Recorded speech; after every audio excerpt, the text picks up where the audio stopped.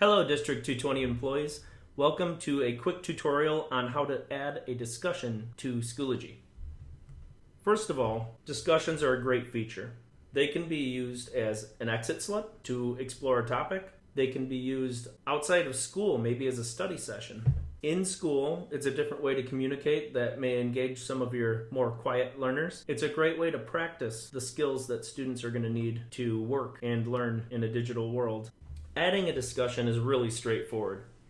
The first thing you need to do is decide where it's going to go in your Schoology course. So looking through the topics that I teach in science, artificial selection would be a great place for a discussion. We talk about gene technologies and whether or not they should be used and how they should be used. So I'm going to click into the artificial selection folder. That's where I'd like my discussion to exist.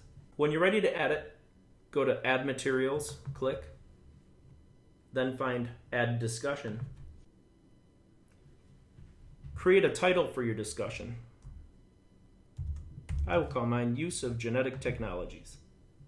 In the description box, you can either give guidelines on how to participate in an academic discussion, you could give directions if it's an exit slip or an assignment, or you could post the question that you're going to discuss and use this like a forum. In the case of how I'm going to use this one, I will post a question. How should genetic technologies be used on humans? Do not hit the create button quite yet. There are some options at the bottom. If I scroll down, there are these gray icons. The one that we are interested in looks sort of like a person with a graduation cap on. If you hover over it, it says members can see other responses before participating. In this style of discussion, when a student clicks in, even if they're a latecomer, they'll see everything that was posted before them. This is good for the type of discussion I'm going to have on how should we be able to use genetic technologies on humans, because I want students to think about what others are thinking. I want them to challenge views. They can offer rebuttals, or they could add evidence that agrees with one of their peers. The other option for a discussion is available by clicking on that grayed out icon. The message changes to require members to post before revealing other responses.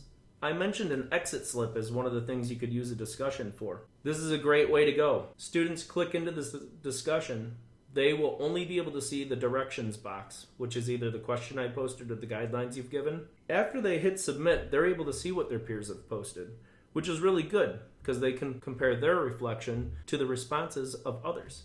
When you're done selecting which type of discussion you want, in my case, I want the one where everybody could see all the posts. Then you hit the create button. By default, Schoology assignments always show up at the bottom of the list. However, I want to do this at a different place during the unit, so I'll show you how to do that. Up here, you'll see there's an artificial selection article that's followed by a quiz. Having the discussion between there makes really good sense to me because students who didn't quite understand the reading would benefit from hearing peers talk about this topic and hearing teacher feedback or guiding questions that come up. So if I hover over the use of technologies discussion and just click and hold the click, I can drag that assignment up and just drop it between the two assignments where I want it to exist. So now you see I've got the article that they'll read, we will participate in a class discussion, and then they'll take a checkpoint quiz that will give me formative feedback. If you have questions or need ideas on how to use forums, please feel free to email me.